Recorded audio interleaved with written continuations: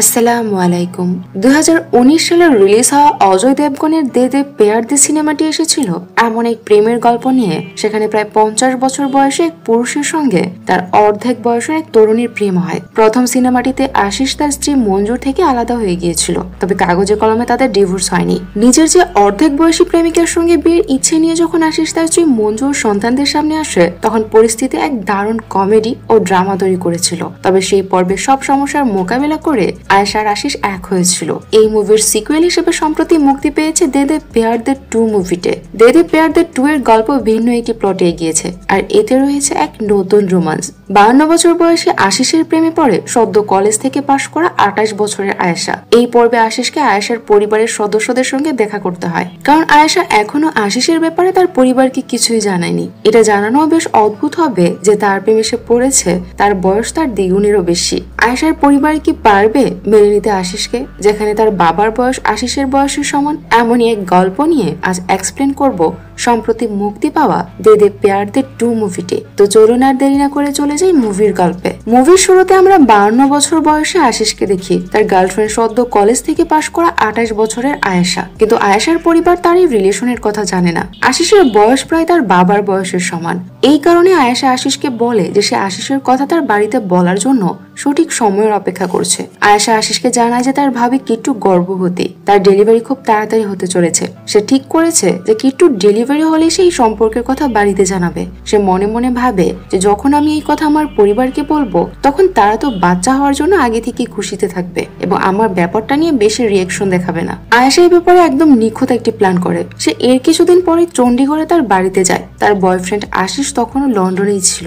আয়েশার পরিবারের সদস্যরা বেশ ধনী ও প্রভাবশালী। তার বাবার নাম রাকেশ, মায়ের নাম অঞ্জু, আর তার ভাইয়ের নাম রোহন, তার ভাবির নাম কিট্টু, যার ডেলিভারি খুব শীঘ্রই হতে চলেছে। আয়েশা যখন সেখানে পৌঁছায়, তখন সে দেখে যে সবাই কিট্টুর খুব যত্ন নিচ্ছে, কারণ রাকেশ আর অঞ্জু খুব তাড়াতাড়ি দাদার দাদি হতে চলেছে।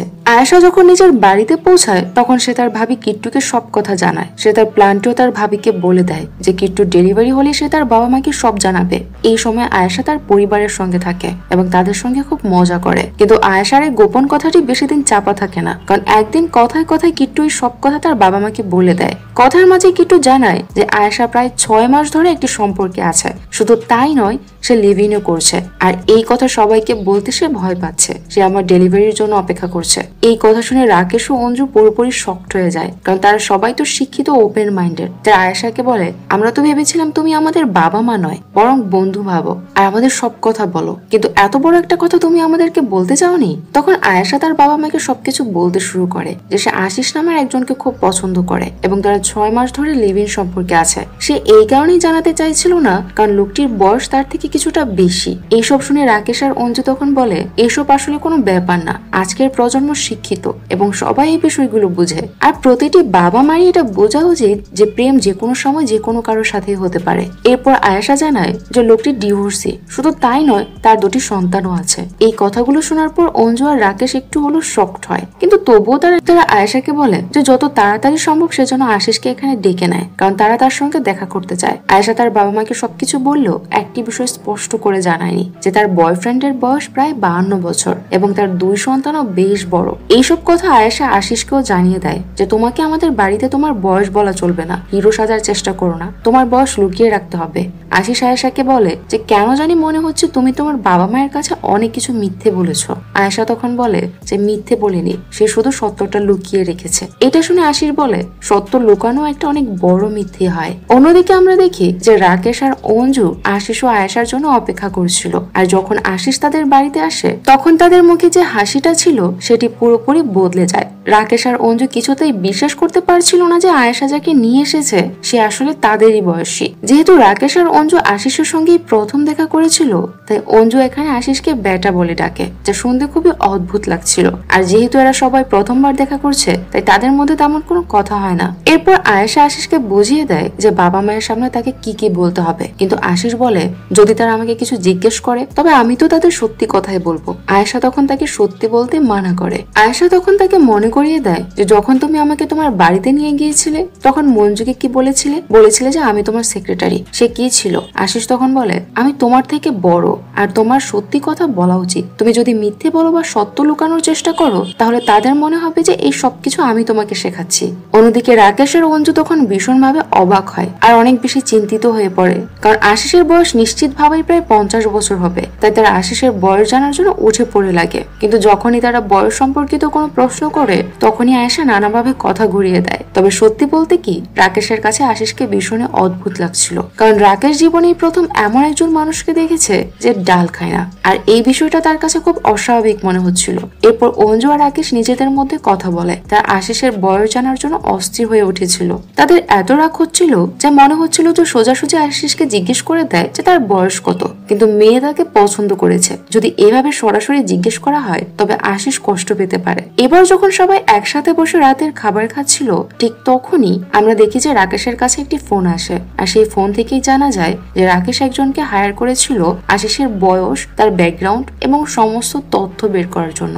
তো তার কাছ থেকে রাকেশ জানতে পারে যে আশিসের বয়স প্রায় 52 বছর। শুধু তাই নয়, সে একজন NRI এবং একজন ভালো ইনভেস্টমেন্ট ম্যানেজার, অর্থাৎ টাকার কোনো অভাব নেই তার। ওই সময় রাকেশের এসব কথা ঘরের সবাই অর্থাৎ আয়েশা আর আশিসও শুনে ফেলে। এতে আয়েশার খুব খারাপ লাগে। সে চিৎকার করে তার বাবা মাকে বলে সামনে এসে কথা বলো। কিন্তু রাকেশ আর অঞ্জু আয়েশার সামনে না এসে চুপচাপ নিজেদের ঘরে চলে যায়। সেখানে গিয়ে তারা আলোচনা করতে থাকে যে আয়েশা যাকে নিয়ে এসেছে সে আমার থেকে মাত্র 1 বছরের ছোট, যার এক্সপায়ারি ডেট এত কাছাকাছি। এমন একজনকে আয়েশা কেন বেছে নিল? এই লোকটাকে আমার একদম পছন্দ নয়, আর আয়েশার বিয়ে আমি এর সাথে কিছুতেই হতে দিব না। এরপর তারা আয়েশাকে নিজের ঘরে রাখে এবং তার সঙ্গে অনেক ঝগড়া করে। আয়েশা আশিসকে সমর্থন করে নিজের বাবা মায়ের সঙ্গে ঝগড়া করে, কিন্তু ঠিক তখনই আমরা দেখি যে হঠাৎ করে কিট্টুর প্রসব বেদনা শুরু হয়ে যায়। সঙ্গে সঙ্গে তাকে হাসপাতালে নিয়ে যাওয়া হয়। কিছুক্ষণ পর কিট্টু একটি কন্যা সন্তানের জন্ম দেয়। এই কারণে তর্কাতর্কির মধ্যে কিছুক্ষণের জন্য ফুল স্টপ পড়ে যায় আর সবাই খুব খুশি হয়। কিট্টুর বাবা মাও তাদের নাতনিকে দেখতে সেখানে আসে। সেখানে রাকেশ তাদের সঙ্গে আশিসের আলাপ করায়। তিনি বলেন যে আশিস তার ছোটবেলার বন্ধু। এরপর সে বলে যে তারা একটি পার্টি আয়োজন করেছে যেখানে কিট্টুর বাবা মাকে অবশ্যই আসতে হবে। এরপর বাড়ি ফিরে আশিস তার বেস্ট ফ্রেন্ড রৌনককে সব কথা জানায়। রৌনক তাকে পরামর্শ দেয় যে যা হচ্ছে হতে দাও, তুমি যেভাবে মেয়েটিকে পটিয়েছিলে ঠিক সেভাবেই তোমাকে মেয়ের বাবা মাকেও পটাতে হবে, তাহলেই তুমি তাদের চোখে হিরো হতে পারবে। তখন আশিস ভাবতে শুরু করে যে সে কিভাবে আয়েশার বাবা মায়ের সামনে হিরো হবে। পরের দিন সকালে আমরা দেখি যে আশিস খুব সকালে রান্নাঘরে আসে, কারণ সে রাকেশ আর অঞ্জুকে ইমপ্রেস করার জন্য ব্রেকফাস্ট তৈরি করবে আজ। সে তাদের জানায় যে রান্না করতে তার খুব ভালো লাগে, তাই আজ সে তাদের জন্য নাস্তা তৈরি করবে। এরপর সে ব্রেকফাস্ট তৈরি করে রাকেশ আর অঞ্জুর সামনে নিয়ে আসে, কিন্তু তাদের মধ্যে কথা বলার মতো কিছুই ছিল না। আশিস আয়েশার মাকে কি বলে ডাকবে সেটা নিয়ে সমস্যায় পড়ে যায়। সে কখনো তাকে ভাবি বলে ডাকে, আবার কখনো মামি বলে ডাকে, তো কখনো দিদি বলে ডাকছে। সে বুঝতেই পারছিল না যে সে তাকে কি বলে ডাকবে, কারণ তারা সবাই তো প্রায় একই বয়সের। সে বুঝতে পারছিল না যে কিভাবে তাদের সম্বোধন করবে। এইসব শুনে রাকেশও পুরোপুরি হতবাক হয়ে যায়, আর আশিসও খুব অস্বস্তিতে ভুগছিল। এদিকে রাতের পার্টিতে রাকেশ তো ছিলই, সঙ্গে আশিস এবং আয়েশা উপস্থিত ছিল। আয়েশা সেখানে আশিসের কাছাকাছি আসার চেষ্টা করে, কিন্তু আশিস তাকে দূরে যেতে বলে, কারণ রাকেশ যেহেতু তাকে তার ছোটবেলার বন্ধু বলে পরিচয় করিয়েছে, তাই লোকেরা তাদের একসঙ্গে দেখলে অন্য কিছু ভাববে। তখনই রাকেশ লক্ষ্য করে যে একজন লোক বারবার খুব খারাপ দৃষ্টিতে আয়েশাকে দেখছে। এই বিষয়টি রাকেশ সহ্য করতে পারে না। তিনি সেই লোকটির কাছে যায় এবং তাকে মারতে শুরু করে। ঠিক তখনই আশিস সেখানে রাকেশের কাছে আসে এবং তাকে থামানোর চেষ্টা করে, কিন্তু রাকেশ তখন ভীষণ রেগেছিল।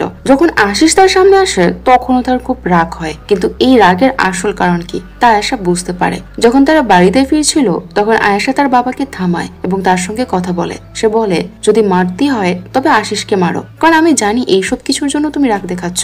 রাকেশ আর আয়েশার মধ্যে তুমুল কথা কাটাকাটি শুরু হয়। এত মারাত্মক ঝগড়া হয় যে আয়েশা তখন বাড়ি ছেড়ে যাওয়ার সিদ্ধান্ত নেয়, আর রাকেশও তাকে আটকায় না, কারণ তার মনে হচ্ছিল যে আয়েশা খুব বদলে গেছে এবং তার কথা আর বুঝবে না। তাই আয়েশা নিজের ব্যাগ গুছিয়ে আশিসের সঙ্গে লন্ডনে ফিরে আসে। লন্ডনে আসার পরও আয়েশা আশিসকে বলে যে যা ঘটেছে খুব ভালো হয়েছে, কিন্তু তার বাবা আর তাকে ফিরিয়ে নিতে আসবে না, আর সেও আর ফিরে যাবে না। ঠিক তখনই আমরা দেখি যে আয়েশার বাবা অর্থাৎ রাকেশ লন্ডনে চলে এসেছে। তিনি আয়েশাকে ফিরিয়ে নিতে এসেছে। এটি দেখে সবাই অবাক হয়ে যায়। তিনি এখানে এসে হাত জোর করে আয়েশার কাছে এবং আশিসের কাছে ক্ষমা চায়। এরপর আয়েশা আর রাকেশ একে অপরকে জড়িয়ে ধরে অনেক কান্নাকাটি কাটাকাটি করে। আয়েশা তাকে ক্ষমা করে দেয়। রাকেশ বলে, এখন আমি তোমাদের দুজনের বিয়ে তাড়াতাড়ি দেবো, কারণ তোমাদের সবসময় একসঙ্গে থাকা উচিত। কিন্তু রৌনক আর আশিস কিছুতেই বিশ্বাস করতে পারছিল না যে রাকেশ এত সহজে এসব মেনে নিতে পারে। আশিস ও রৌনকের অনেক সন্দেহ হতে থাকে, আর তাদের সন্দেহই ঠিক হয়, কারণ রাকেশ আর অঞ্জু এভাবে সহজে হার মানেনি। তাদের কাছে আশিসের কাছ থেকে আয়েশার আলাদা করাটা একটা চ্যালেঞ্জে পরিণত হয়েছিল।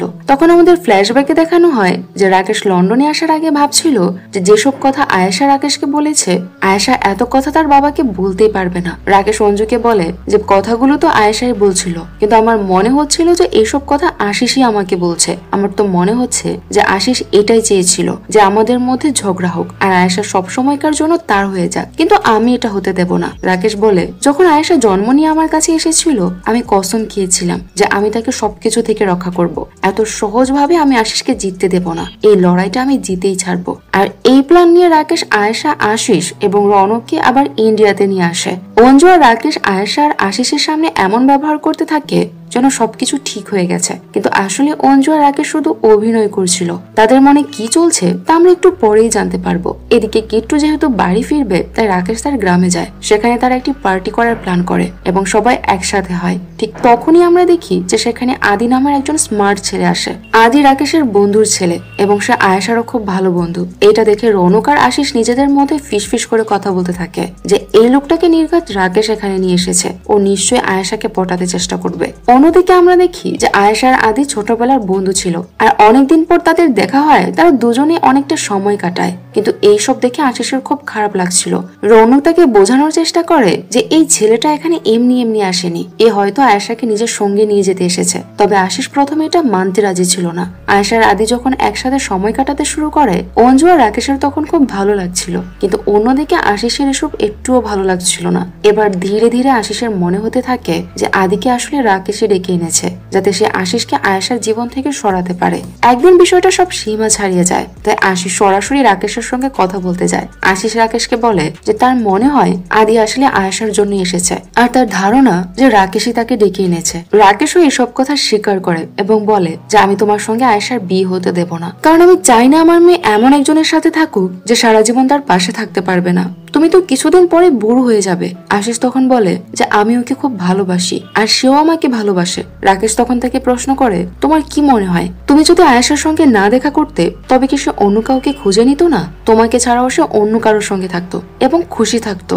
তখন আশিসও রাকেশের কাছে প্রতিজ্ঞা করে। সে বলে যে যদি আয়েশা আর আদি সত্যি এক হয়ে যায় তবে সে আর পেছন ফিরে তাকাবে না, সে আয়েশাকে ফিরে পাওয়ার কোনো চেষ্টাই করবে না। এদিকে আয়েশা তখনও আদিকে নিয়ে ঘুরছিল, একসাথে সময় কাটাচ্ছিল, আর আদিও কোথাও না কোথাও আয়েশার প্রেমে পড়ে যায়। হয়তো তারা দুজনেই দুজনকে পছন্দ করতে শুরু করে, যেন আশিস আয়েশার জীবনে কখনো ছিলই না। তাদের এই পছন্দ এত দূর গড়িয়েছিল যে একদিন তারা একে অন্যকে প্রপোজ করে, আর এই দৃশ্যটা আশিস দেখে ফেলে। এই দৃশ্য দেখার পর সে পুরোপুরি অবাক হয়ে যায়। সে আর এটা সহ্য করতে পারে না। সেখান থেকে চলে যাওয়ার জন্য সে সঙ্গে সঙ্গে নিজের ব্যাগ গুছিয়ে নেয়। আয়েশা তাকে থামানোর অনেক চেষ্টা করে, তাকে বোঝানোর চেষ্টা করে যে যা কিছু হয়েছে তা ভুলবশত হয়েছে, আমাদের দুজনের মধ্যে এমন কিচ্ছু নেই, তুমি সবসময় এভাবেই পালিয়ে যাও, তুমি কি আমার জন্য লড়াই করতে পারো না? আশিস বলে যে আমি সে অধিকার হারিয়ে ফেলেছি। এই বলে সে সেখান থেকে চলে যায়। লন্ডনে আসার পর আশিসের অবস্থা একেবারেই ভালো ছিল না, কারণ সে আয়েশার জন্য অনেক কষ্ট পাচ্ছিল। অন্যদিকে আয়েশার অবস্থাও ভালো ছিল না এবং আশিস তার সঙ্গে কথাও বলছিল না। তাই এবার আয়েশা নিজের জীবন এগিয়ে নিয়ে যেতে চায়। সে সবার সামনে আদিকে বিয়ের প্রস্তাব দেয় এবং আদিও হ্যাঁ বলে দেয়। এর ফলে তাদের বিয়ের প্রস্তুতি শুরু হয়ে যায়, আর 4-5 দিনের মধ্যেই তাদের বিয়ে ঠিক হয়। তখন আয়েশা রৌনককে ফোন করে, তাকে বলে যে আশিসের বাড়িতে তার যত জিনিসপত্র আছে তা যেন সব ফিরিয়ে দেওয়া হয়। এদিকে আদি আর আয়েশার বিয়ের প্রস্তুতি শুরু হয়। তারা দুজনেই একসাথে থাকতে শুরু করে, কিন্তু একটি বিষয় রাকেশকে ভেতর থেকে কুকড়ে খাচ্ছিল, সে তার মেয়েকে ঠকিয়েছে। এদিকে রাকেশের ছেলে রোহন তাকে বলে যে তুমি তোমার মেয়ে আয়েশাকে যেভাবে ঠকিয়েছো, আমি কসম খাচ্ছি যে আমি আমার নিজের মেয়েকে কখনো এভাবে ঠকাবো না। আমি সবসময় সেটাই করব যেটা সে পছন্দ করবে, আমি সবসময় তাকে সাপোর্ট করব। এইসব কিছুর জন্য রাকেশেরও ভেতর ভেতর খুব খারাপ লাগছিল। এবার বিয়ের সঙ্গীতের দিন চলে আসে। আয়েশা একটি ডান্স পারফরমেন্স করে। এটি দেখে রাকেশের চোখ দিয়ে জল গড়িয়ে পড়ে। রাকেশ ভাবতে থাকে যে সে যাকে ভালোবাসে তাকে সে কিভাবে ঠকাবে, কারণ সে স্পষ্ট দেখতে পাচ্ছিল যে আয়েশা একেবারেই খুশি নয়। সঙ্গীতের অনুষ্ঠানের পর আমরা দেখি যে আয়েশা নিজের ঘরে বসে কাঁদছে। ঠিক তখনই সেখানে আয়েশা আয়েশার মা অঞ্জু আসে। অঞ্জু তখন তার স্বামী রাকেশের সাথে ফোনে কথা বলছিল। ঠিক তখনই সে যখন দেখে যে আয়েশা কাঁদছে, তখন সে তার সঙ্গে কথা বলে। আয়েশা জানায় যে সে খুব কনফিউজড। সে বলে যে সে এখনো আশিসকে ভুলতে পারেনি, সে এখনো আশিসকে ভালোবাসে এবং রাগের মাথায় কেবল আদিকে বিয়ে করার সিদ্ধান্ত নিয়েছে, যে এখন তার কাছে সম্পূর্ণ ভুল মনে হচ্ছে। কিন্তু তবুও সে বলে আমি এই বিয়ে করবই, কারণ আমার বাবা জানে এই বিয়েটা হোক, আর সবার উপরে আমার বাবা, তাই আমি এই বিয়ে অবশ্যই করব। যদিও আমি এখনো আশিসকে ভালোবাসি, তবুও আমি আমার বাবার জন্য এই বিয়েটা করবই। ঠিক তখনই আমরা দেখি যে অঞ্জুর ফোনে একটি কল আসে। ঠিক তখনই আমরা দেখি যে অঞ্জুর ফোন কলটি তখনও কাটা হয়নি। রাকেশ তার মেয়ের এইসব কথা শুনে ফেলে। এই কথাগুলো শুনে রাকেশের খুব খারাপ লাগছিল। সে মনে মনে ভাবে যে সে এত জঘন্য বাবা কি করে হতে পারে। রাকেশ চিৎকার করে কাঁদতে থাকে। ঠিক তখনই অঞ্জু সেখানে আসে। রাকেশ অঞ্জুকে বলে আমি ওকে ওয়াদা করেছিলাম যে আমি তাকে কখনোই ধোকা দেব না, এখনো দেরি হয়নি, আমি আমার মেয়ের জন্য সবকিছু ঠিক করব। তাই আমি আশিসকে ফিরিয়ে আনার জন্য লন্ডনে যাচ্ছি, যাতে আমি আয়েশার সঙ্গে ওর বিয়ে দিতে পারি। অন্যদিকে আমরা দেখি যে রৌনক আর আশিসও নিজেদের মধ্যে কথা বলছিল। আশিস বলে আমি এইভাবে আয়েশাকে যেতে দেব না, যদি সে আমার হয় তবে আমি তাকে ছিনিয়ে নিয়ে আসবো, আমি ওই বিয়েটা হতে দেব না। তার সিদ্ধান্ত নেয় যে আশিস এখনই ভারতে যাবে আর আয়েশার বিয়ে ভেঙে তাকে বিয়ে করে নিয়ে আসবে। অন্যদিকে রাকেশ ও আশিসকে ফিরিয়ে আনতে লন্ডনে যাওয়ার জন্য পুরোপুরি রেডি হয়ে যায়। ঠিক তখনই আমাদের আয়েশাকে দেখানো হয়, আর আমাদের ফ্ল্যাশব্যাকে দেখানো হয় যে আদিকে বিয়ে করাটা আসলে আয়েশার একটি প্ল্যান ছিল। ফ্ল্যাশব্যাকে দেখা যায় আয়েশা যখন আদির সঙ্গে পার্টিতে গিয়েছিল, ঠিক তখনই সে রাকেশ আর আশিসের সব কথা শুনে ফেলে। সেখানে তারা একে অপরকে চ্যালেঞ্জ করছিল। রাকেশের পুরো পরিকল্পনা সে শুনে ফেলে। শুধু তাই নয়, সে আশিসের কথা শুনে ফেলে, যেখানে সে বলছিল যে যদি আয়েশা আদির হয়ে যায় তবে সে আর পিছু ফিরে তাকাবে না। ঠিক এই কারণে আয়েশাকে পুরো প্ল্যানটি সাজাতে হয়েছিল। অতএব এতদিন ধরে আদির সঙ্গে আয়েশাকে আমরা যে রোমাঞ্চ করতে দেখেছিলাম, সেটি ছিল পুরোপুরি মিথ্যে। আয়েশা যখন আদির সঙ্গে মিলে ঘরের দরজা বন্ধ করছিল, তখন আসলে তাদের মধ্যে কোনো রোমাঞ্চ হয়নি। আয়েশা আদিকেও রাকেশের সব প্ল্যানের কথা বলে। আদি তখন সব স্বীকার করে যে আসলে রাকেশ আঙ্কেল আমাকে এখানে নিয়ে এসেছে যাতে আমি তোমার মন জয় করতে পারি। তিনি বলেছিলেন যে তুমি নাকি এক বড় লোকের প্রেমে পড়ে গেছো, তাই তোমার মন জয় করার জন্য রাকেশ আঙ্কেল আমাকে এখানে পাঠিয়েছে। এই কথা শোনার পর আয়েশা আদিকে বলে এখন থেকে তুমি সেটাই করবে যা আমি তোমাকে বলবো। সুতরাং এরপর তাদের মধ্যে যা যা ঘটেছিল, এমনকি আশিস যে চুমু খাওয়ার দৃশ্য দেখেছিল, সেটাও ছিল তার প্ল্যানেরই একটা অংশ। কারণ আয়েশা যখন দেখছিল যে তার বাবা প্ল্যান করছে, তখন সেও পাল্টা চাল চালে। সিন প্রেজেন্টে ফিরে আসে।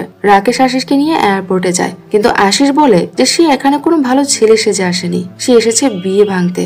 রাকেশ তখন বলে আমিও এটাই চাই যে তুমি বিয়েটা ভেঙে দাও এবং আয়েশাকে বিয়ে করো, কারণ আমি একজন ভালো বাবা, আমি চাই আমার মেয়েকে আর তার ভালোবাসার সঙ্গে মিলিয়ে দিতে। এরপর তারা বাড়িতে পৌঁছানোর পর সবাই জানতে পারে যে এই সবটাই ছিল আসলে আয়েশার একটি প্ল্যান, আর এই পরিকল্পনায় সবাই জড়িত ছিল, এমনকি রৌনক এবং রাকেশের স্ত্রী অর্থাৎ অঞ্জু। এবার আবারও আয়েশা ও আশিস এক হয়ে যায়। খুব তাড়াতাড়ি আশিস ও আয়েশার বিয়ে হতে যাবে, আর এই সিনের মধ্য দিয়েই মুভিটি শেষ হয়ে যায়। তো মুভিটির গল্প আপনাদের কাছে কেমন লেগেছে তা কমেন্টে জানাতে ভুলবেন না। সবাই ভালো থাকবেন, সুস্থ থাকবেন, আর আমাদের সাথেই থাকবেন। আল্লাহ হাফেজ।